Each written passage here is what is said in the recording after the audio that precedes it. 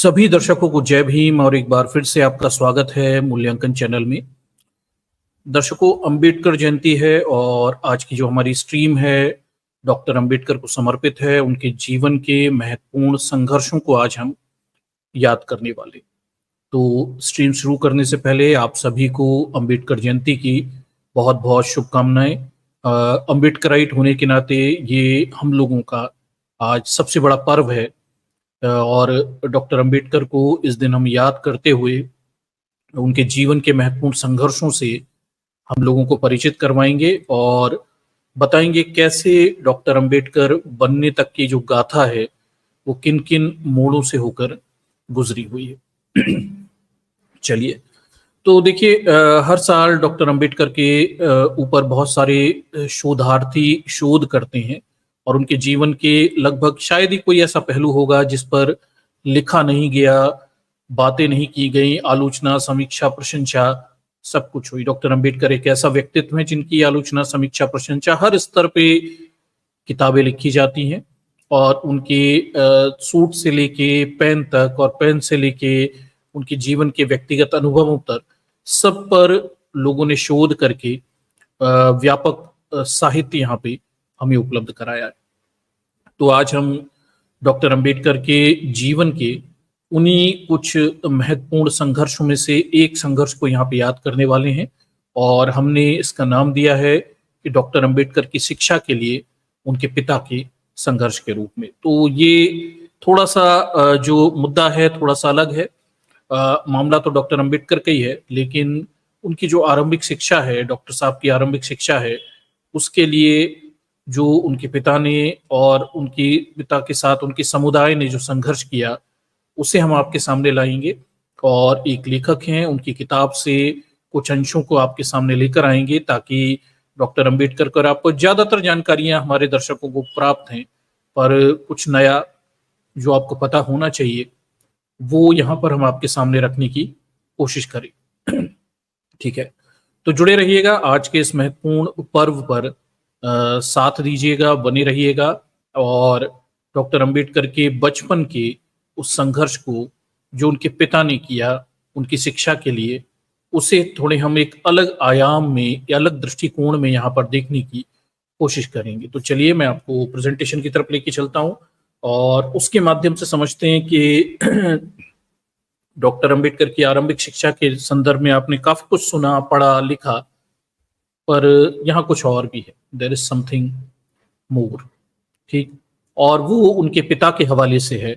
उन्होंने उनकी आरंभिक शिक्षा के लिए जो ज्ञापन दिए अंग्रेजों को, जो प्रयास किए, उन सब पर आज हम चर्चा यहाँ पर करने वाले हैं।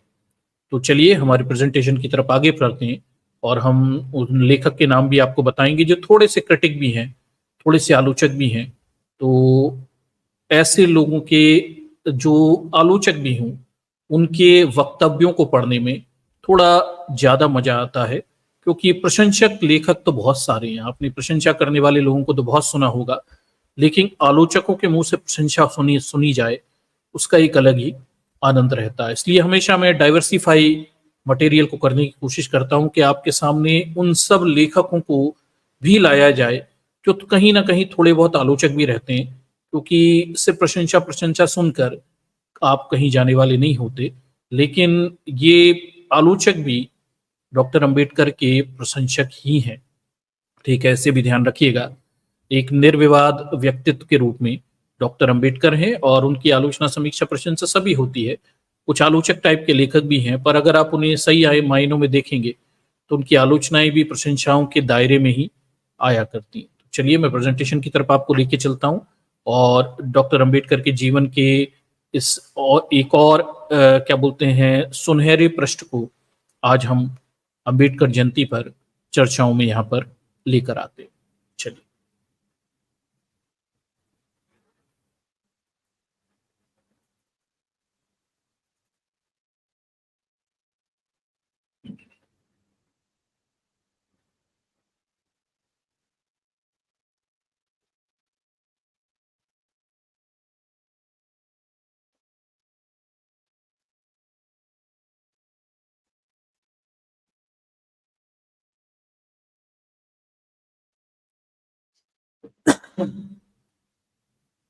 चलिए, तो मैंने स्क्रीन शेयर की है आपके साथ में, और ये कुछ ही समय में देखिए यहाँ पे अपलोड होगी, और उसके माध्यम से फिर हम देखते हैं क्या स्थिति है। तो पुस्तक अंश है, ये पुस्तक अंश हम यहाँ पर ले रहे हैं, और पुस्तक अंश का सार जो है, डॉक्टर अंबेडकर के पिता रामजी सकपल थे, उनके संघर्ष की, अपने बेटे को शिक्षा दिलाने के लिए जो संघर्ष है, उसे हमने लिया हुआ है पुस्तक अंश को। और ये पुस्तक अंश कहाँ से लिया है ये भी मैं बता देता हूँ। अशोक गोपाल हैं, एक लेखक हैं, थोड़े से आलोचक भी हैं, क्रिटिक भी हैं, इसलिए पहले ही मैं आपको बता देता हूँ, लेकिन प्रशंसक भी है, ठीक। तो अशोक गोपाल द्वारा लिखित एक किताब है, apart the life and thought of doctor B R Ambedkar. यहाँ से हमने ये पुस्तक अंश जो है आपके सामने रखा हुआ है। इसमें कुछ अलग जानकारियां हैं। सामान्यतः हम डॉक्टर अम्बेडकर की प्रशंसाओं से वाले पार्ट तो पढ़ते ही रहते हैं, थोड़ी सी आलोचना भी है, लेकिन कुछ महत्वपूर्ण जानकारियां जो डॉक्टर अम्बेडकर के पिता ने आरंभ में उनकी शिक्षा के लिए करी, ये भी मैं समझता हूं आप तक पहुंचनी चाहिए, क्योंकि इन पर अभी बात अच्छे से नहीं हुई। ये भी एक संघर्ष है जो एक पिता का है अपने बच्चे को शिक्षा दिलाने के लिए। आपको पता होना चाहिए कि कैसे उनके पिता सेना में रहते हैं और कैसे डॉक्टर अंबेडकर शिक्षा की तरफ आकर्षित होते हैं। ये सारी चीजों के बारे में ये अशोक गोपाल क्या कह रहे हैं, इनकी पुस्तक अंश को हम यहाँ पे आपके सामने रखते हैं। ये इनका तरीका है, हर लेखक अपने तरीके से चीजों को बताता है, लिखता है। वो कुछ लेखक प्रशंसक होते हैं, कुछ समीक्षक आलोचक होते हैं। तो लेखक की शैली पर मत जाइएगा, जो यहाँ पे जानकारियां दे रहे हैं उसे देखिए। कुछ नए किस्म की जानकारियां हैं, संभवतः आप में से काफी सारे लोग ऐसे होंगे जिन्होंने काफी कुछ समझा पढ़ा जाना होगा, पर ये कुछ नई जानकारियां हैं जो आप तक यहाँ हम अशोक गोपाल की इस पुस्तक से, life and thought of doctor B R Ambedkar से आपके सामने प्रस्तुत करने जा रहे हैं। चलिए देखते हैं क्या है पूरा मामला। ठीक, चलिए तो देखिए, पुस्तक का अंश है, कुछ महत्वपूर्ण वक्तव्यों को हमने यहाँ पे शामिल किया। लिखिए, तो भारत में अंग्रेजों के आगमन ने देश भर में अछूतों के लिए सेना में रोजगार का एक बड़ा अवसर प्रदान किया। The untouchable and the pact Britannia में जो उन्होंने, डॉक्टर अंबेडकर की बात हो रही है, जो उन्होंने 1930 के दशक में शुरुआत में लिखा था। डॉक्टर अंबेडकर ने अच्छे अध्ययन के आधार पर तर्क दिया कि ये डॉक्टर अंबेडकर ने अच्छे अध्ययन के आधार पर तर्क दिया कि ये अछूत ही थे जिन्होंने ब्रिटेन को भारत पर असाधारण विजय हासिल करने में मदद की और बाद में अपने क्षेत्रों को बरकरार रखा। ठीक, और डॉक्टर अंबेडकर ने अछूतों के कृत्य को देशद्रोह के रूप में नहीं देखा। उन्होंने लिखा, ये दिखाने वाले उदाहरण से भरा पड़ा है कैसे एक देश में लोगों के एक वर्ग ने एक आक्रमणकारी के प्रति सहानुभूति दिखाई है, इस उम्मीद में कि नव आगंतुक उन्हें अपने देशवासियों के उत्पीड़न से मुक्त करा देंगे। ठीक है, वॉल्यूम स्पीचेस से लिखा है कि डॉक्टर अंबेडकर इस पूरे घटनाक्रम को इस तरह से देखते हैं कि कैसे एक देश के ही लोगों ने, नव आगंतुक जो नए लोग आ रहे थे, उनके साथ में सहानुभूति दिखाई, इसलिए ताकि उनके देशवासी, मतलब अपने ही देश के लोग जो अछूतों के साथ उत्पीड़न कर रहे हैं, उनसे शायद उन्हें मुक्ति मिल जाएगी। ऐसा डॉक्टर अंबेडकर ने अपनी वॉल्यूम स्पीचेस में यहाँ पे लिखा है, वहां से उन्होंने इस चीज को लिया हुआ है। तो ये जो पूरा एक बात थी कि अछूतों ने अंग्रेजों की, हालांकि सवर्णों ने भी अंग्रेजों की सेना में काम किया, पर वो दोगले लोग कभी इस मुद्दे पे बात नहीं करते। ब्राह्मण regiment, Rajput regiment, Sikh regiment, Jat regiment, तमाम सारी हैं, पर वो जैसे ही अछूतों की बारी आती है, महारों की, निम्न जातियों की बारी आती है, वो अंग्रेजों की सेना में उन्होंने काम किया ताकि अपनी किस्मत बदलने, अपना जीवन बदलने, कुछ अच्छे पैसे मिले, जीवन में थोड़ी सी मान सम्मान प्रतिष्ठा मिले, सैनिक होने का गौरव मिल जाए। जब अछूतों को ये सब मिलने की स्थितियां होने लगी, तो देखिए, लेखकों का एक वर्ग है जो अछूतों को देशद्रोही कहने की कोशिश करता है, और डॉक्टर अंबेडकर अपनी वॉल्यूम स्पीचेस में इस तरह से नहीं देखते। वो कहते हैं कि ये इस उम्मीद में था ताकि अछूतों को उनके ही देशवासियों से छुआछूत और पीड़ा से मुक्ति मिल सके। ठीक, आगे देखिए, महारों और परियारों के अलावा ब्रिटिश सेना में बंगाल से अछूत और 1857 के विद्रोह के बाद पंजाब से मजहबी सिखों को नियुक्त किया। विभिन्न समय पर भील, संथाल, अन्य आदिवासी समूह के लोगों को भी भर्ती किया गया। इन सभी समूह में महार संभवतः सबसे अधिक भर्ती किए गए थे। ठीक है, और ये रेफरेंसेस यहाँ पे दिए गए सारे।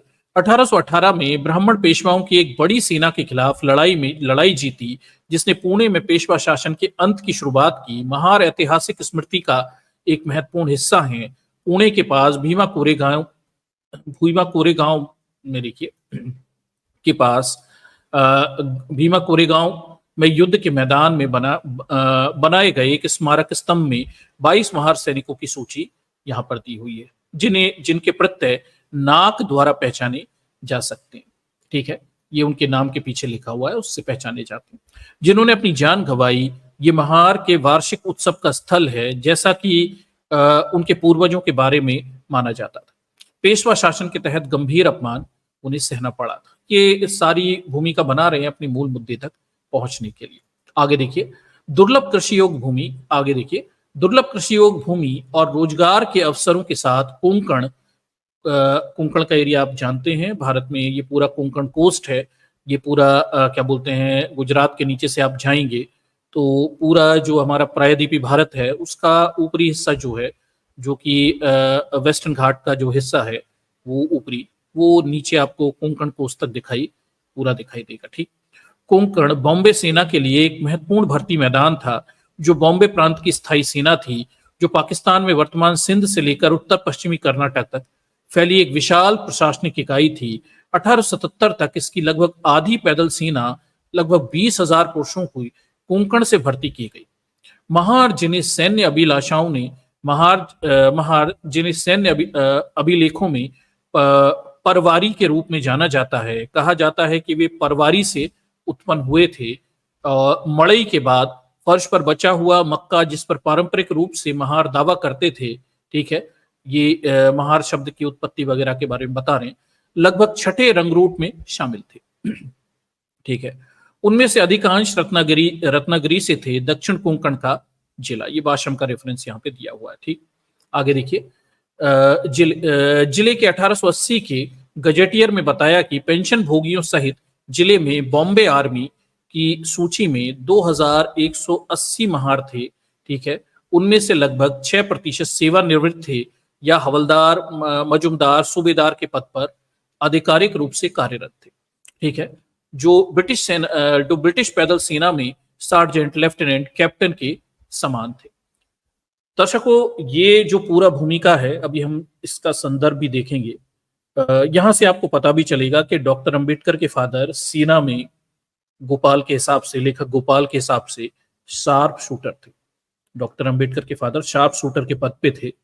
अब ये देखिए, आपने ये देखा होगा कि अगर ये किसी सावरकर के पिता शार्प शूटर होते सेना में, या किसी गोलवलकर या किसी हेडगवार के पिता होते, तो अभी तक ये छाती चौड़ी कर करके, इस बात का नंगा नाच कर करके कि देखो फलाने के पिता शार्प शूटर थे, बहुत बहुत योग्यतावान थे, फलाना ढिकाना, 100 कहानियां बना चुके होते और इसका महिमा मंडन इतना कर दिया गया होता जिसकी कोई सीमा नहीं रही होती।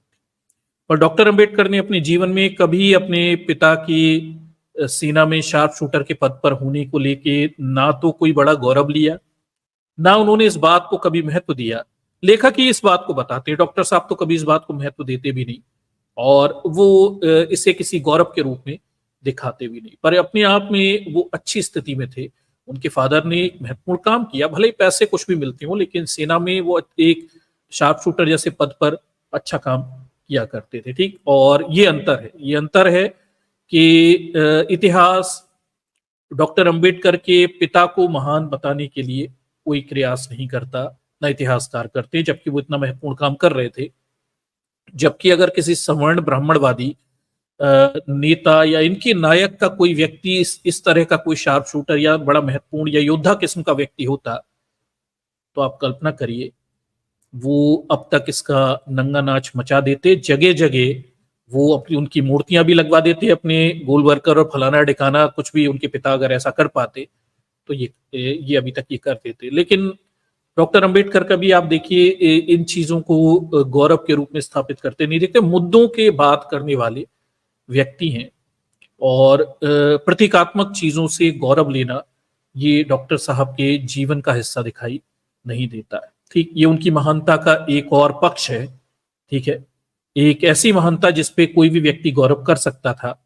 आप भी कर सकते थे, मैं भी कर सकता था। अगर मेरे पिता भी सेना में शार्प शूटर होते तो निश्चित रूप से सभी लोग इसका, हम सभी प्रयास करते हैं इस तरह से। ठीक, पर डॉक्टर साहब ने इस तरह से कभी कोशिश नहीं। आगे ये रेफरेंस जो है मैं आपके सामने रखूंगा, एस गोपाल की किताब से ये रेफरेंस मैं आपके सामने रखता हूं। ठीक, आगे देखिए।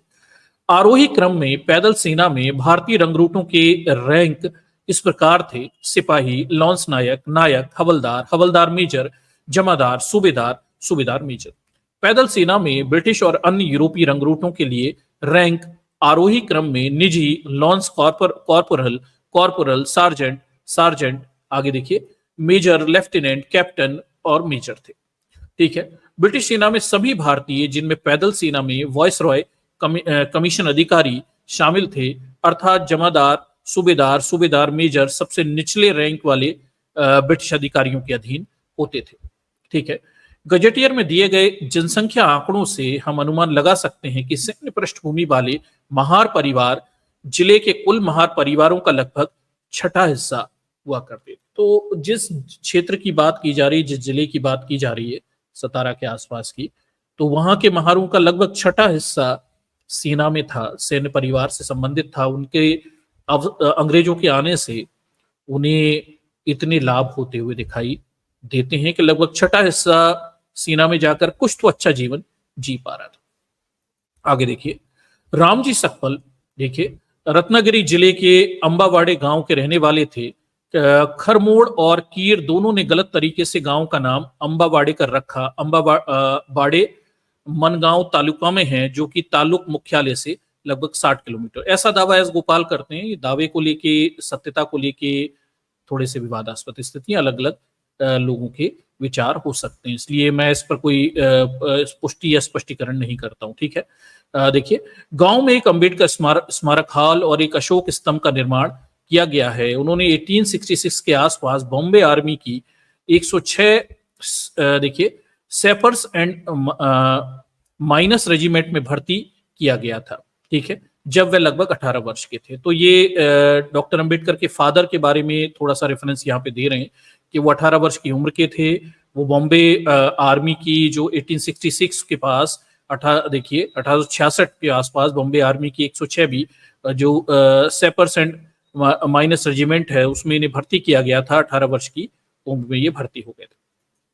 ठीक है, सेना के रिकॉर्ड में उनका नाम नाक मलनाक बाशम के अनुसार दर्ज किया गया है। तो उनके फादर का नाम जो है सेना में रामनाक मलनाक के नाम से दर्ज किया गया है। डॉक्टर अंबेडकर के फादर का नाम ये वहां पे बताया गया, एक हष्ट पुष्ट शांत आदतों वाला गोरे रंग वाला शार्प शूटर। तो शार्प शूटर के रूप में डॉक्टर अंबेडकर के फादर सेना में थे और रामनाक मलनाक के नाम से बाशम का दावा है कि उनका रिकॉर्ड सेना में इसी तरह से दर्ज है, उनके फादर का रिकॉर्ड। ठीक, आगे देखिए, उनसे रेजिमेंट में अपने एक वरिष्ठ धर्माजी मुरबाड़कर का ध्यान आकर्षित किया। मुरबाड़कर की एक अविवाहित बेटी भीमाबाई थी और उनके रैंक में अंतर के बावजूद उन्होंने फैसला किया कि रामजी उनके लिए एक अच्छा जीवन साथी होंगे। शादी 1867 में उत्तरी कोंकण के थाने जिले में मुरबाड़ में मुरबाड़कर के घर पर बड़ी धूमधाम से की गई थी। आगे देखिए, पैदल सेना रेजिमेंट के महारों को सतारा, बेलगांव, पुणे, ग्वालियर, इंदौर के आसपास महू और रावलपिंडी की छावनियों में तैनात किया गया था। उनके तीसरे आंग्लो मराठा युद्ध और दूसरे एंग्लो मराठा युद्ध और दूसरे एंग्लो अफगान युद्ध में लड़ने के रिकॉर्ड हैं, लेकिन रामजी की पोस्टिंग के बारे में बहुत कम जानकारियां पता चलती हैं। ठीक, तो ये इनकी रेजिमेंट यहाँ लड़ने के लिए गई थी। डॉक्टर अंबेडकर के फादर की रेजिमेंट के रामजी जो उनके फादर थे, इनकी पोस्टिंग को लेके रिकॉर्ड जो हैं वो उपलब्ध नहीं हो पाते, लेकिन उनकी रेजिमेंट यहाँ पर लड़ने गई थी, ये बाशम इस चीज का दावा करते हुए दिखाई देते हैं। आगे देखिए, खैर मोड़े ने केवल ये उल्लेख किया कि रामजी 1879 में रावलपिंडी में अपने परिवार के साथ थे। तो ये इससे भी पुष्टि होती है कि वो लड़ने गए थे और उन्होंने इन युद्धों में कहीं अपनी रेजिमेंट के साथ भाग लिया। आगे देखिए, और मऊ छावनी में थे। ये एक आम धारणा है कि मऊ युद्ध के लिए सैन्य मुख्यालय का संक्षिप्त रूप है, इसका कोई आधार नहीं है। 2003 में छावनी शहर का नाम बदलकर डॉक्टर अंबेडकर नगर कर दिया गया। ये मऊ छावनी की बात हो रही है। 1888 से 1893 में 107 भी पायनियर रेजिमेंट से सूबेदार के रूप में उनकी सेवा निवृत्ति तक। देखिए, ये उनके फादर का चित्र है, ठीक। ये वहां पे मैंने थंबनेल पे पहले भी डाला हुआ है, ठीक है। देखिए, अंबेडकर के पिता रामजी सकपल बॉम्बे आर्मी में इंदौर के पास महू में रेजिमेंट स्कूल के सूबेदार और हेडमास्टर के रूप में कार्य कर रहे थे। रिटायरमेंट के बाद कुछ कुछ पोस्टिंगें वगैरह हुई हैं, ऐसा ये दावा कर रहे हैं। परिणाम स्वरूप उनमें शिक्षा के प्रति रुचि और उत्साह विकसित हुआ। अंबेडकर ने याद किया कि देखिए विकसित हुआ।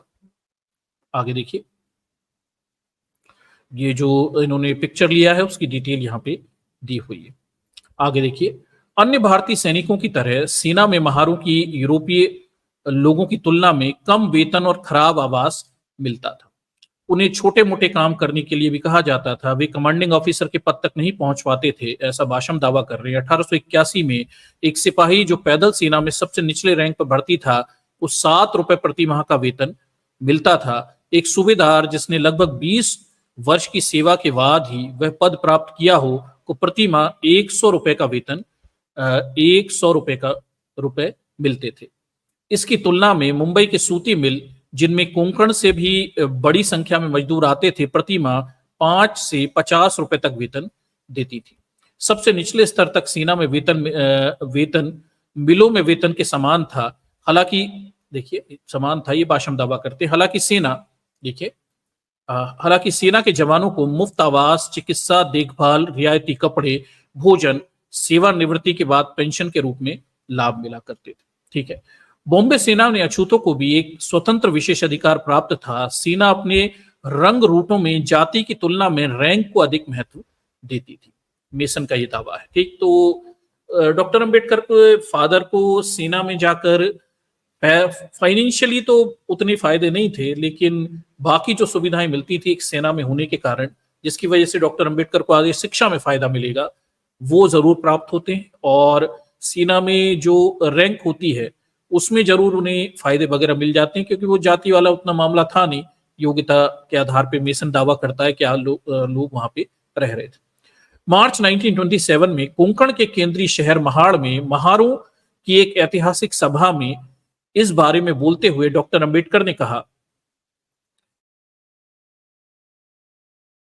जब अंग्रेजों ने इस देश में कदम रखा तभी अछूतों मिला। इस अवसर का उपयोग करते हुए उन्होंने प्रदर्शित किया कि वे कितने मजबूत और उज्जवल थे। सेना में रोजगार के कारण अछूत वर्ग को कभी नौकरियों के रूप में अपना जीवन यापन अछूत वर्ग जो कभी नौकरों के रूप में अपना जीवन यापन करता था, उसने अधिकार हासिल कर लिए और दूसरों पर शक्ति का प्रयोग किया। यह कहना उचित होगा कि सेना में नौकरी के कारण हिंदू समाज की संरचना में क्रांति आई है। डॉक्टर अंबेडकर के स्टेटमेंट हैं, यहाँ पे रखे हुए इन्होंने, ठीक है। वही महार और चंबहार, जिन्हें मराठों और अन्य लोगों के द्वारा अछूत तक छुआ तक नहीं जाता था, जिन्हें मराठों और अन्य लोगों को सलाम करना पड़ता था, अन्यथा बाद वाले अपमानित महसूस करते थे, उन्हीं महारों, ठीक है, उन्हीं महारों और चंबारों को मराठा सैनिकों से वह सलामी मिलती थी जो सूबेदार के पद के लिए दी जाती थी। डॉक्टर अंबेडकर खुद अपने रेफरेंस में इस बात को बताते दिखते हैं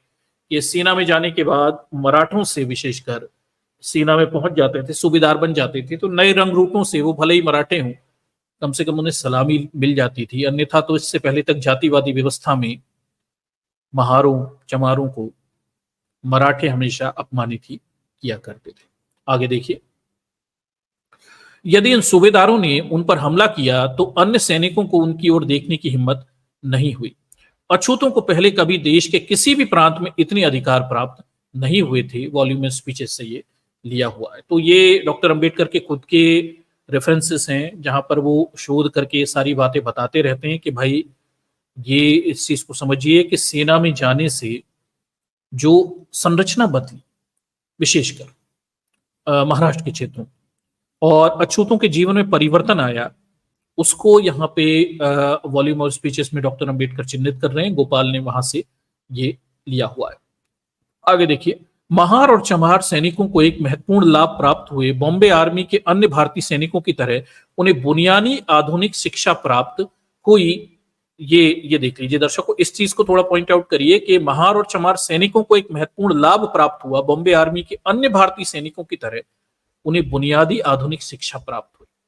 सेना में जाकर आप शिक्षा भी प्राप्त कर सकते थे। ये सबसे बड़ा लाभ है जो अंग्रेज सैनिकों को बेसिक शिक्षा देते थे। बाद में वो पूरी शिक्षा सभी को देने लगेंगे, और बेसिक शिक्षा तो देते थे। ठीक है, उन्हें बुनियादी आधुनिक शिक्षा प्राप्त हुई जिसमें अंक गणित, भूगोल, इतिहास के पाठ शामिल थे। ठीक है, भाषण से रेफरेंस लिया गया।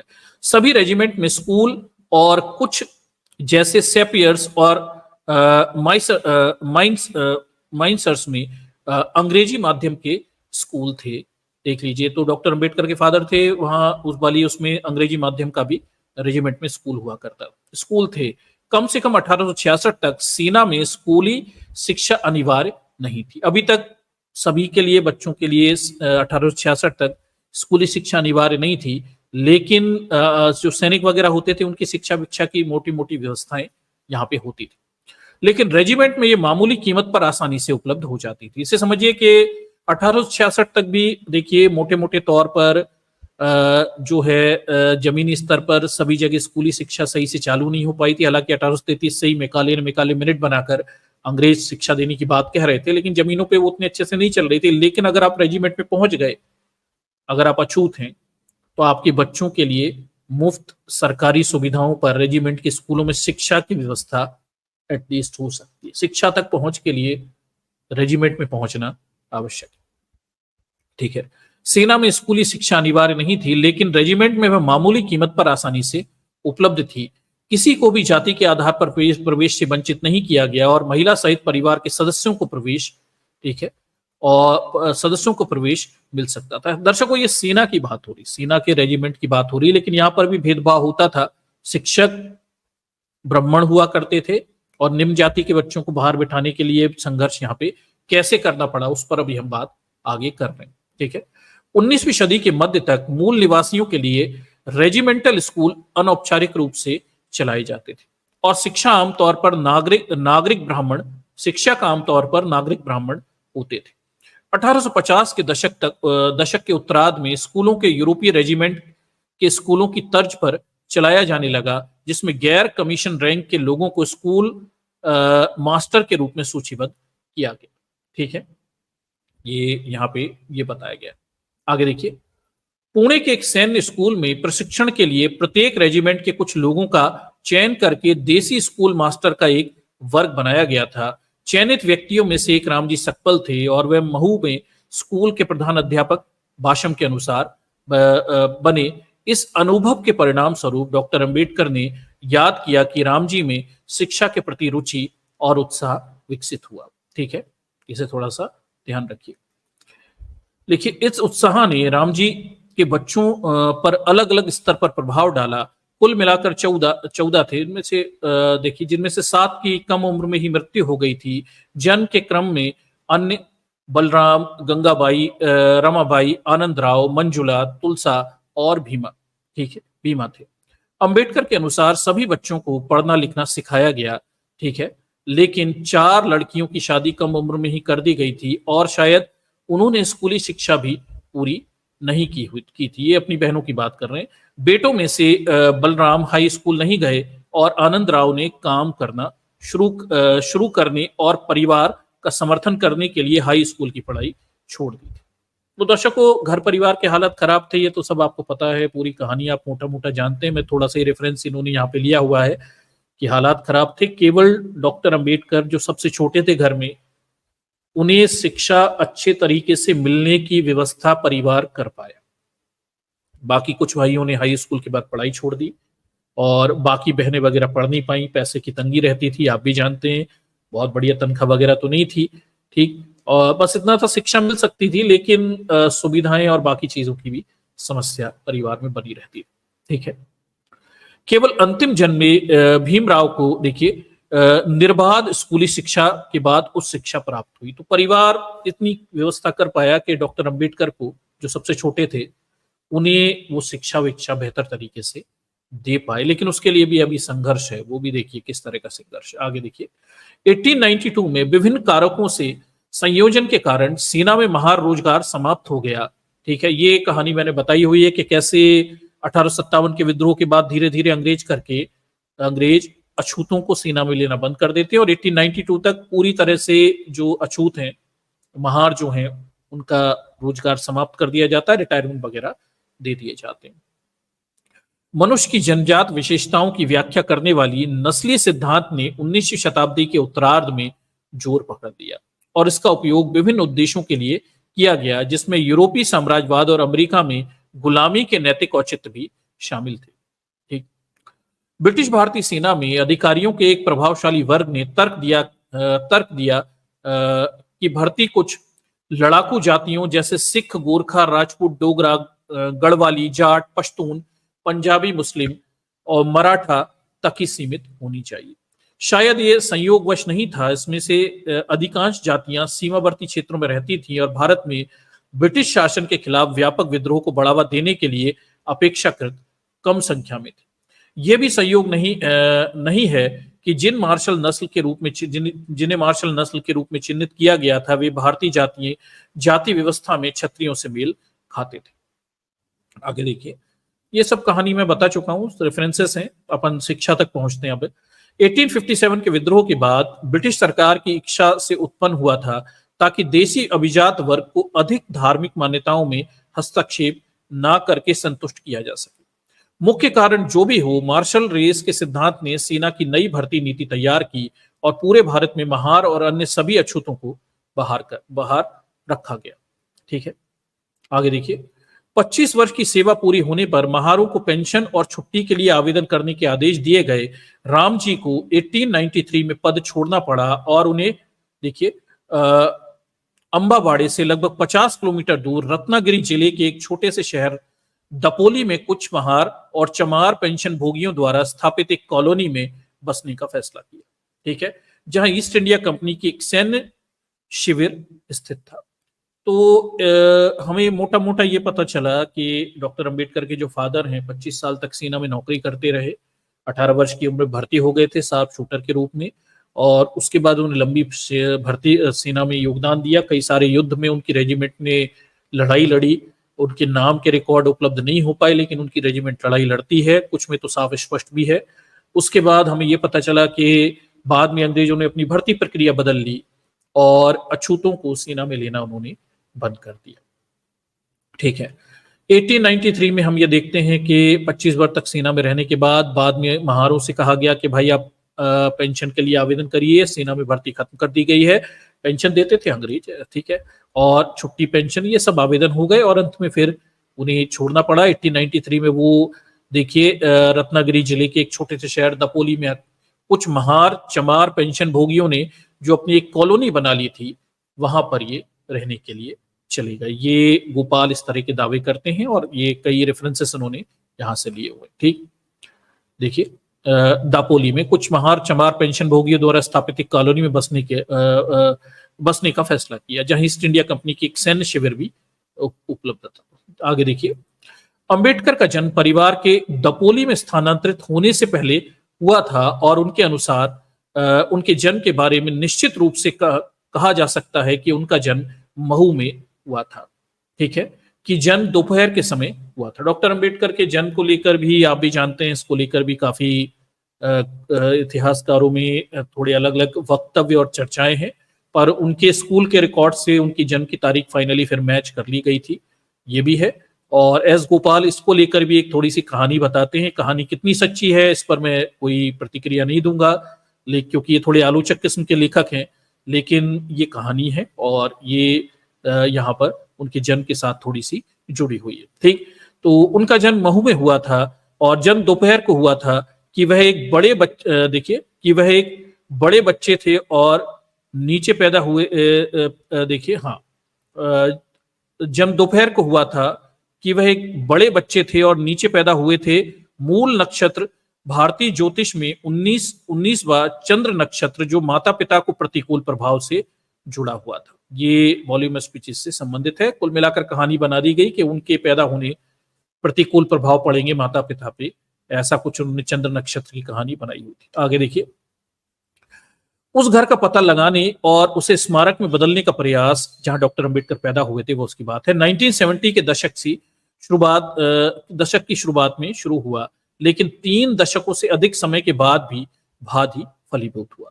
14 अप्रैल 2008 को लाल कृष्ण आडवाणी के द्वारा डॉक्टर अंबेडकर नगर महू में एक स्तूप के रूप में एक स्मारक का उद्घाटन किया गया। उनके घर की बात हो रही है यहाँ पे, लंबे समय तक चलता रहा। 1970 के बाद ही आप जानते हैं जब काशीराम जी ने इस पूरे आंदोलन को नई ऊर्जा दी, तब डॉक्टर अंबेडकर और उनके महत्व को लोगों तक पहुंचाया गया। फिर डॉक्टर अंबेडकर के स्थानों के बारे में चिंता हुई, सरकारें दबाव में आई और बीजेपी जो कि बहुजनों का ब्राह्मणीकरण करना चाहती थी, वो डॉक्टर अंबेडकर को गले लगाना अब शुरू कर देती और बड़ी चालाकी से उन्होंने इस काम को अंजाम भी दिया। लाल कृष्ण आडवाणी देखिए एक स्तूप और घर वगैरह बना देते हैं और स्तूप में उनके महू में स्थापना करते हैं। ये सब आप जानते हैं, पर ये सब के पीछे की एक डर्टी पॉलिटिक्स है। ये मत से इस तरह से मत समझिए कि ये बहुत अच्छे लोग हैं। ये सब जानते हैं कि वोट बैंक की राजनीति के लिए देश के ओबीसी एससी एसटी को ललचाने के लिए उनके महापुरुष के योगदान की बातें करते दिखाई देते हैं, जबकि इन्हें कुछ नहीं करना, इन सबका ब्राह्मणीकरण करना है और ताकि वर्ण व्यवस्था यहाँ पे स्थापित की जा सके। ये सब आप जानते हैं, ठीक। तो ये इस तरह से घर की एक कहानी यहाँ पर उपस्थित है। आगे देखिए, 1948 की शुरुआत में उन्होंने एक और कहानी यहाँ पे देखिए उनके जन्म को लेके। 1948 की शुरुआत में उन्होंने शारदा कबीर, जिन्होंने अप्रैल 1948 में उनसे शादी की और अपना नाम बदलकर सविता अंबेडकर रख लिया, लिखे एक पत्र में उन्होंने खुलासा किया कि उन्हें अपनी सही जन्म तिथि जानने के लिए विभिन्न ज्योतिषियों से सलाह ली थी और उन सभी ने उन्हें अलग अलग उत्तर दिए। एस अंबेडकर 2013 ये 112 के ये रेफरेंस यहां से लिया हुआ है। विजय सुरवाड़े द्वारा प्राप्त कुछ आधिकारिक दस्तावेजों में उनका जन्म वर्ष 1892 या 1893, व्यक्तिगत संचार ये 20 दिसंबर 2021 दिखाया गया है। आमतौर पर स्वीकृत जन्म तिथि 14 अप्रैल 1891 है, जो खैर मोड़े द्वारा अंबेडकर के स्कूल और कॉलेज के रिकॉर्ड में पाई गई। ठीक है, तो ये कुछ विवाद रहे जन्म तिथि को लेके। शारदा कबीर जो उनकी आप भी जानते हैं, ठीक है, बाद में उन्होंने शादी भी की, उन्होंने एक पत्र दिखाकर ये दावे भी किए। अब ये सब तो खैर कहानियों का हिस्सा है कि जन्म तिथि पता करने के लिए कई सारे ज्योतिषों और इन सबको भी दिखाया गया, ऐसे दावे हैं। मुझे नहीं लगता इसमें सच्चाइयां होंगी, पर चलिए ठीक है, हिस्ट्री का पार्ट है। मैंने पहले भी कहा कि जो आलोचक होते हैं वो आलोचनाएं भी शामिल करते हैं, सिर्फ प्रशंसाएं शामिल नहीं करते। ठीक है, तो ये जन्म तिथि को लेके थोड़ा सा डॉक्टर साहब के विवाद रहा। फाइनली जो खैर मोड़े ने ये उनके स्कूल रिकॉर्ड से जन्म तिथि प्राप्त कर ली और वहां से ये विवाद खत्म हुआ और उसके हिसाब से 14 अप्रैल 1891 ये खैर मोड़े द्वारा जो प्राप्त की गई थी स्कूल रिकॉर्ड से, इस पर सहमति की बात ये कर रहे हैं। आगे देखिए, जब राम जी ने, उनके फादर की बात हो रही है, सेना छोड़ी, तब अंबेडकर छोटे थे, लेकिन सेना में सेवा करने के उनके अनुभव, जिसे परिवार के कई अन्य परिचित लोगों ने साझा किया था, ने उनके बेटे के व्यक्तित्व पर स्थायी प्रभाव डाला था। तो इस चीज को भी समझिए कि डॉक्टर अंबेडकर के व्यक्तित्व पर उनके फादर का सैनिक होना ये बड़ा मायने रखता है। दर्शकों, ये अपने आप में मायने रखता है। इस चीज को आप समझिए कि जातिवाद या आपकी उच्च स्थिति करती क्या है। अगर आप ब्राह्मण हैं, आपके पिता उच्च स्थिति में हैं, तो उनके आप बच्चों पर सकारात्मक प्रभाव पड़ेगा और बच्चे भी उस कॉन्फिडेंस को कैरी करेंगे और अपने जीवन में बहुत अच्छा कुछ करने की संभावनाएं बढ़ जाएंगी। अगर आप निम्न जाति के हैं, नाली साफ करते हैं, तो आपके बच्चे के ऊपर निम्न स्तर के प्रभाव पड़ेंगे, उसका कॉन्फिडेंस लो होगा और उसके जीवन में कुछ करने की संभावनाएं कम हो जाएंगी। इसी तरह से डॉक्टर अंबेडकर के फादर सेना में थे। उस समय किसी महार का सेना में होना प्रतिष्ठा का सूचक था, भले ही पैसे कम मिलते थे लेकिन प्रतिष्ठा का सूचक था। और डॉक्टर अंबेडकर के व्यक्तित्व पर इस चीज का बड़ा पॉजिटिव इंपैक्ट पड़ा। इसे समझिए बात को। ठीक, डॉक्टर अंबेडकर को अंबेडकर बनाने में उनके फादर का सीना में होना और उससे वो जो कॉन्फिडेंस उनके मिलता है, उससे ये पता, उससे जो घर परिवार से जो पिता के, हर बच्चा अपने पिता को एक सम्मानीय स्थिति में चाहता है और अपने पिता की सम्मानजनक स्थिति से बच्चे कॉन्फिडेंस गेन करते हैं। ठीक, इसे समझिए, ये चीज बड़ी महत्वपूर्ण है। ठीक, तो इससे थोड़ा सा ये थोड़ा मनोवैज्ञानिक है, और डॉक्टर अंबेडकर के व्यक्तित्व पर उनके फादर के सीना में होने का बड़ा प्रभाव पड़ा। ये बड़ा पॉजिटिव इम्पैक्ट था, दोनों तरफ से था। एक तरफ डॉक्टर अंबेडकर बड़े जीवट व्यक्ति थे, जिस चीज पर अड़ जाते थे ना, वो काम करते थे। और डॉक्टर अंबेडकर ने अपने पिता के सैन्य जीवन से, एक सैनिक का जीवन जो होता है वो बड़ा नपतुला होता है, सुबह जल्दी उठना, काम करना, बिल्कुल व्यवस्थित। जो सेना में लोग हैं, आपके परिवार से कोई सेना में होगा तो आप जानेंगे, वो लोग बड़े नपेतुला से जीवन जीते हैं, और रिटायर हो जाए तब भी उनका सुबह जल्दी उठ के बिल्कुल वॉकिंग वो पूरा फिक्स सिस्टम यहाँ पे रहा करता है। ये सारी चीजें घर में एक बड़ा पॉजिटिव इम्पैक्ट लाती हैं। डॉक्टर अंबेडकर का ऊपर भी उनके पिता का सैन्य बैकग्राउंड उन्हें उनके व्यक्तित्व को उभारने में बड़ा महत्वपूर्ण योगदान देता है। ठीक, इसे समझिए। आगे देखिए, शिक्षा के प्रति आजीवन प्रतिबद्धता के अलावा, देखिए, शिक्षा के प्रति आजीवन प्रतिबद्धता के अलावा डॉक्टर अंबेडकर ने भारतीय सेना और देश की सशस्त्र रक्षा में रुचि विकसित की।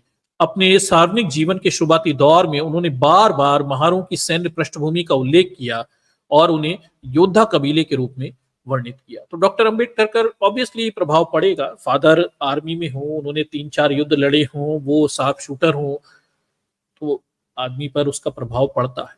ठीक, समाज में मान सम्मान प्रतिष्ठा का बच्चों पर प्रभाव पड़ता है। इसीलिए हम जातिवाद का विरोध करते हैं। एक व्यक्ति जो कि पैदाइश निम्न जाति में हुआ, आपने उसे उसका पूरा व्यक्तित्व ही छीन लिया, उसके फादर को, उसके पिता को निम्न कह दिया, कमजोर कह दिया, हक अधिकार छीन लिया, आगे बढ़ने की स्थिति छीन ली, कमजोर बना दिया। और यही कमजोर पिता जब बच्चों के सामने खड़ा होगा तो बच्चों पर इसके नकारात्मक प्रभाव पड़ेंगे, बच्चों का कॉन्फिडेंस लूज हो जाएगा, वो प्रेरणा लेने की बजाय उसे ही अपना जीवन मानने लगेंगे। ये बड़ा सबसे एक और मनोवैज्ञानिक पक्ष है जातिवाद का, जिस पर कभी बात नहीं होती कि जातिवाद करता क्या है। ये आपको शूद्र घोषित करता है, और बच्चों पर इसका कितना नकारात्मक प्रभाव पड़ता है जब उन बच्चों को पता चलता है कि उनके पिता शूद्र हैं, निम्न काम करते हैं, जातिगत व्यवस्था में उन्हें यही करने के लिए बाध्य कर दिया गया है, और उन्हें आगे बढ़ने के लिए कोई अवसर जातिवाद की वजह से समाज में नहीं मिले। ये बड़ा खतरनाक, this is very painful aspect of casteism. जातिवाद का एक और खतरनाक ये पक्ष है। ठीक, डॉक्टर अंबेडकर के फादर सेना में रहे और इसका पॉजिटिव इम्पैक्ट उन पर पड़ा। उन्होंने कई सारी चीजें सीखी, और दूसरा कॉन्फिडेंस उन्हें मिला अपने फादर की बेहतर स्थिति की वजह से।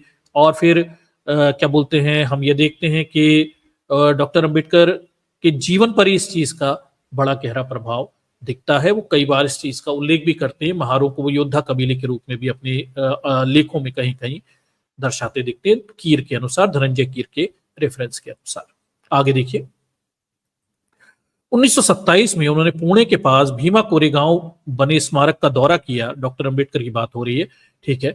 जब द्वितीय विश्व युद्ध के दौरान सेना में खुली भर्ती शुरू की गई तो उन्होंने महारों की बड़ी संख्या में भर्ती होने का आग्रह किया और एक महार रेजिमेंट की स्थापना के लिए सफलतापूर्वक पैरवी की। इन दृष्टिकोणों के पीछे देखिए इन दृष्टिकोणों के पीछे हिंसा और अहिंसा के बीच चयन पर एक स्पष्ट दृष्टिकोण था, जिसे उन्होंने अंग्रेजी में अपने पहले लेख में से एक में व्यक्त किया है। ठीक है, तो डॉक्टर अंबेडकर सेना में जाने की पैरवी करते हैं और उनके पहले लेख के बारे में इस बात की जानकारी दी जाती है कि वो बीच मध्यम मार्ग को चुन रहे हैं, हिंसा के मध्य के मार्ग को चुन रहे हैं। महारों के लिए, शूद्रों के लिए बेहतर जीवन को सेना में जाकर चुन रहे हैं, जाने की बात कह रहे हैं, और ये हिंसा के मध्य का मार्ग के रूप में बताते दिखते हैं।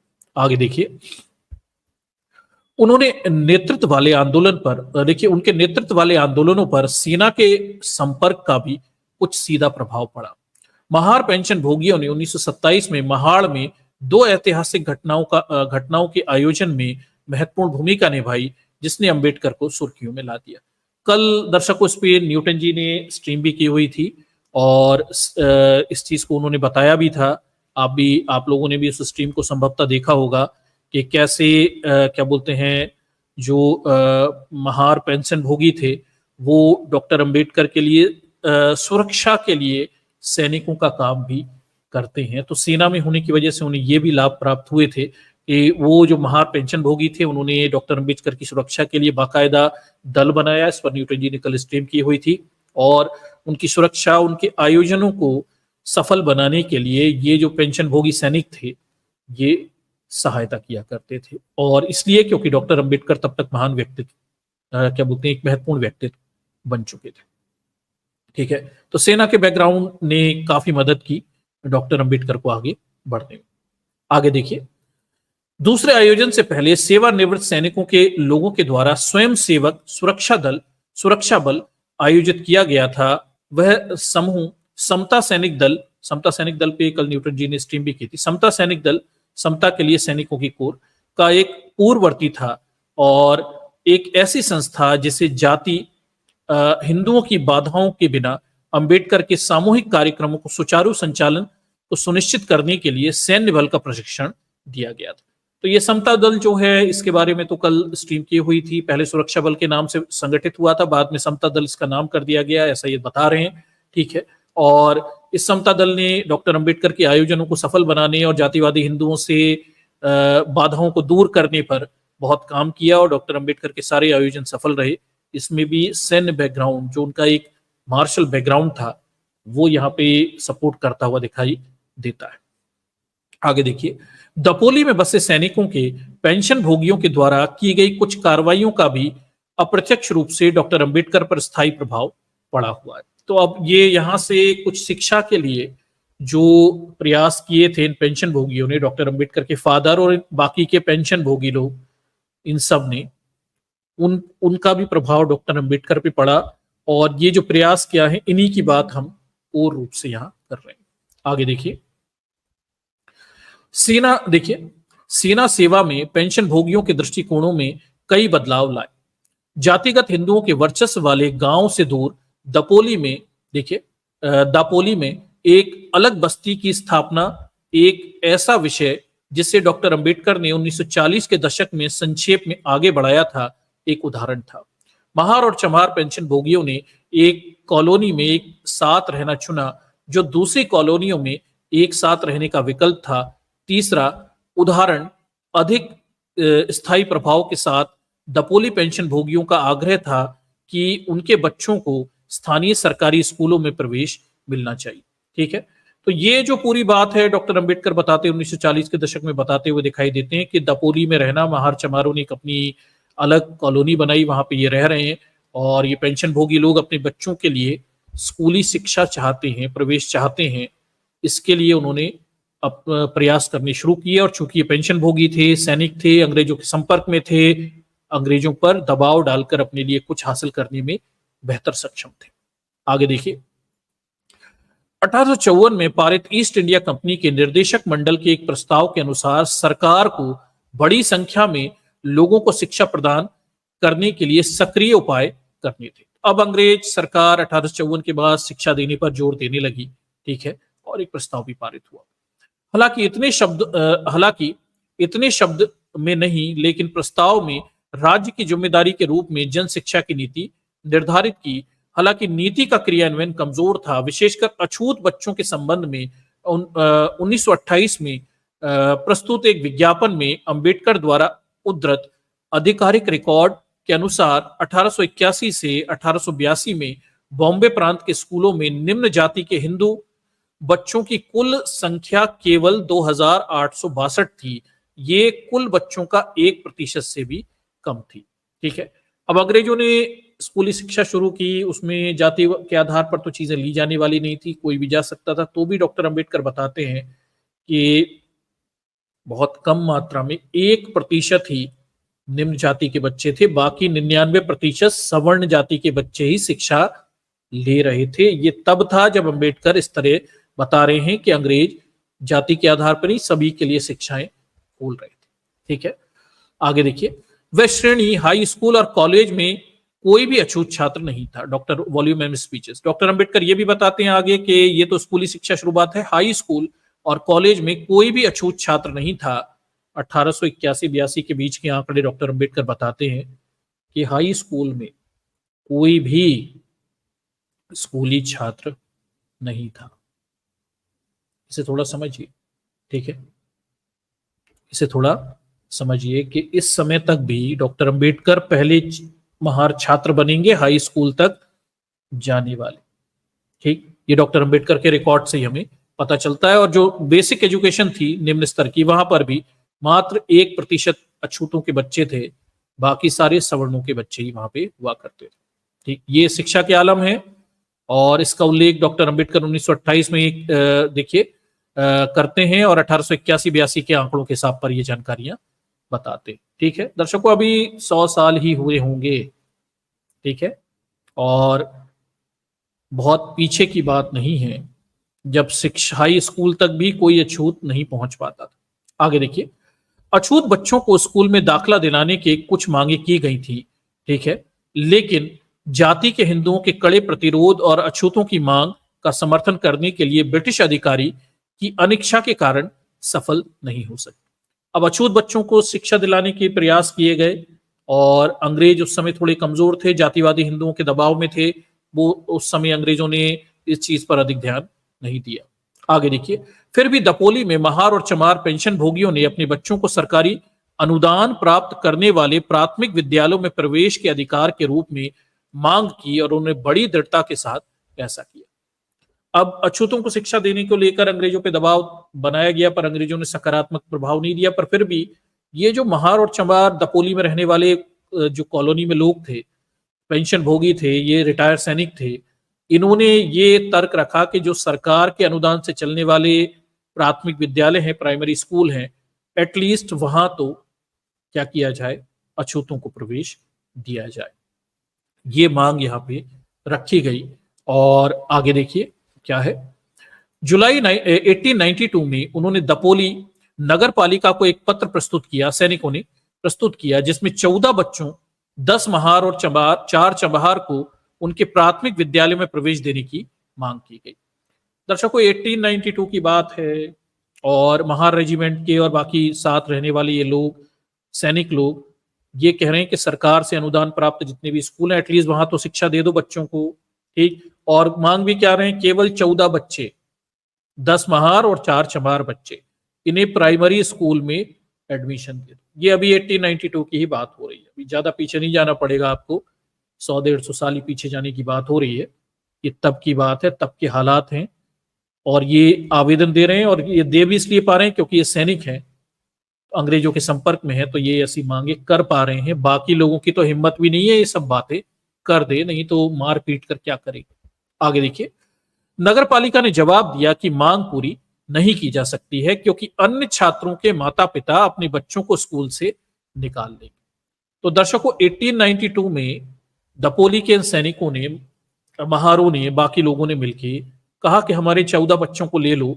नगर पालिका ने जवाब दिया कि ऐसा नहीं कर सकते, बाकी के बच्चे स्कूलों से अपने बच्चों को निकाल लेंगे, मतलब सवर्णों के बच्चे निकाल लेंगे। आप अंदाज लगाइए क्या स्थिति है।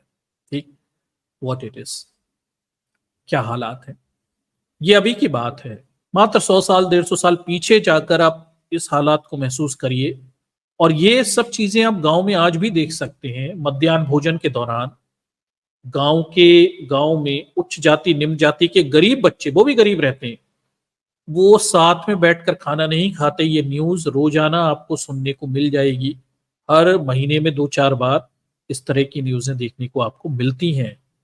ठीक, समझिए, तो ये चीजें अभी भी खत्म नहीं हुई, गांव खेड़े में जीवित है। शहरों में व्यवस्था सुधरने की वजह से ये नहीं किया जा सकता, या समाज के कमजोर वर्ग सशक्त हो गए, जैसे महार सशक्त हो गए थे और अपने बच्चों की एडमिशन के लिए प्राइमरी स्कूल में मांग कर रहे थे। ठीक, और ये 1892 की बात हो रही।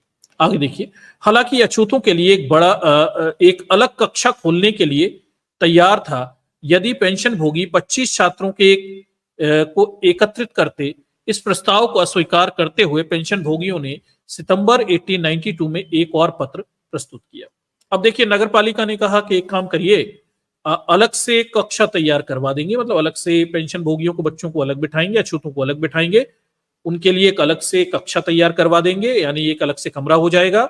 और अगर वो 25 छात्रों को इकट्ठा कर लिया, 14 छात्र जैसे तैसे इकट्ठा हुए थे, इन्हें भी पता था सवर्णों के 25 हो नहीं पाएंगे, क्योंकि शिक्षा के प्रति निम्न जातियों की रुचियां कभी रखी नहीं गई इन्होंने, बहुत कम लोग आगे बढ़ पाते हैं, शिक्षा के महत्व को समझ पाते थे। ठीक, तो फिर क्या हुआ कि सैनिकों ने इस प्रस्ताव को अस्वीकार कर दिया।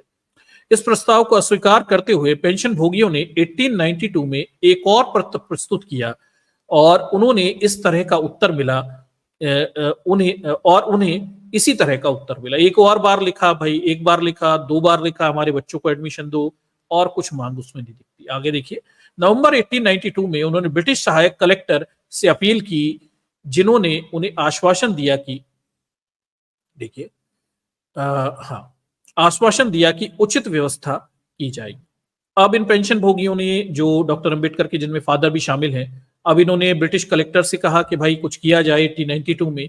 तब उन्हें आश्वासन मिला कि अब उन बच्चों के लिए कुछ किया जाएगा, लेकिन कोई कार्रवाई नहीं की गई। तो 1892 भी चला गया, बच्चों की प्राइमरी एजुकेशन के लिए जो नॉर्मल स्कूल है उनके साथ बिठा कर दी जाए, जो सरकारी सहायता से चलते हैं वहां दी जाए, कोई व्यवस्था नहीं हुई।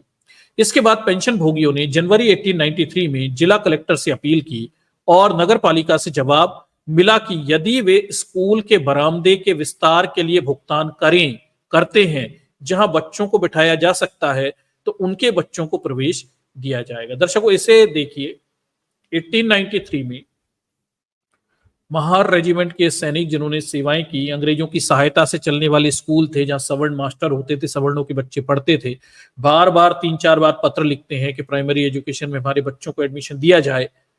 1893 में जब कलेक्टर से अपील की गई, तो नगर पालिका ने वहां की जवाब दिया कि यदि महार और चमार मिलकर बरामदे के बाहर विस्तार के लिए भुगतान करें, मतलब बच्चे सारे सवर्णों के अंदर कक्षाओं में बैठेंगे, महारों चमारों के बच्चे बाहर चबूतरे पे बैठेंगे, और वो चबूतरा भी इन्हें पैसे देकर बनवाना पड़ेगा।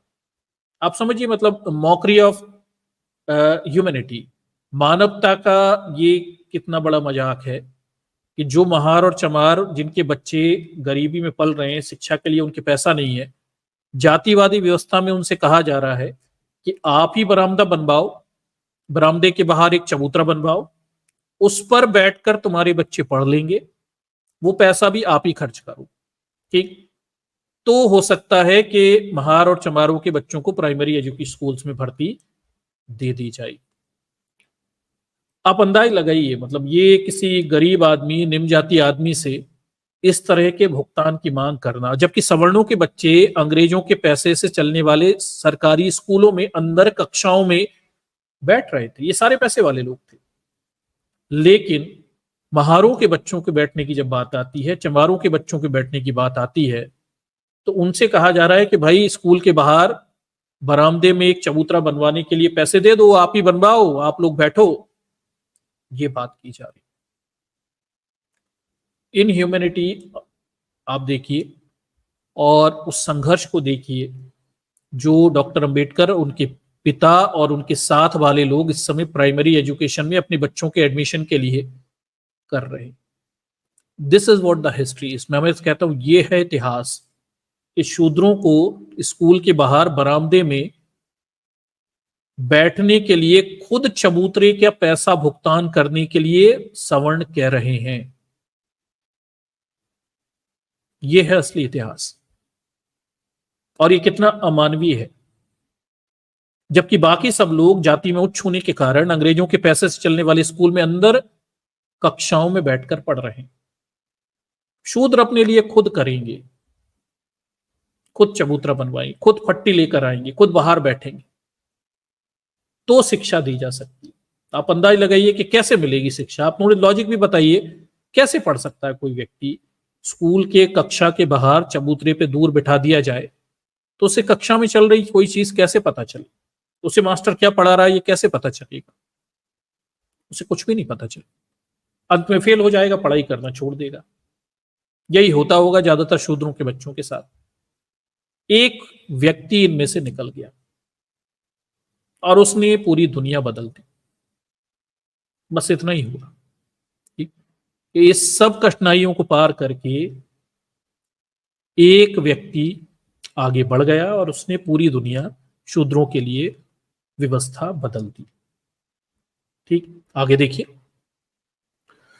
तो अब देखिए, शूद्रों से बरामदे के विस्तार के लिए भुगतान करते हैं। जहां बच्चों को बिठाया जा सकता है तो उनके बच्चों को शिक्षा में प्रवेश दिया जा सकता है। ये 1893 में कलेक्टर के कहने पर नगर पालिका जवाब दे रही है। आप सोचिए, नगर पालिका पे पैसे की कमी हो गई।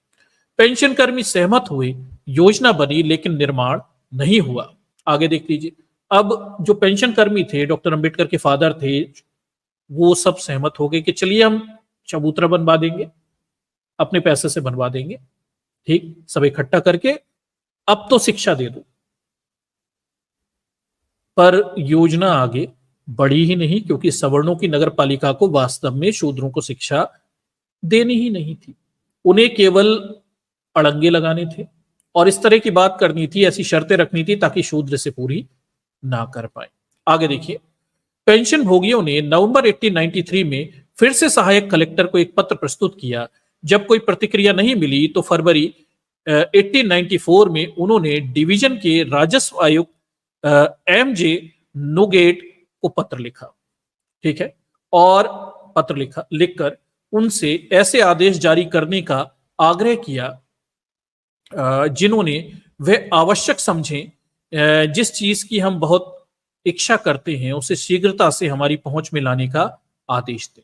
ठीक है, इस पत्र के हस्ताक्षरकर्ताओं में से एक स्पष्ट अंग्रेजी में पेंशनर सूबेदार राम नाग मलनाग थे, संभवतः डॉक्टर रामजी सकपाल।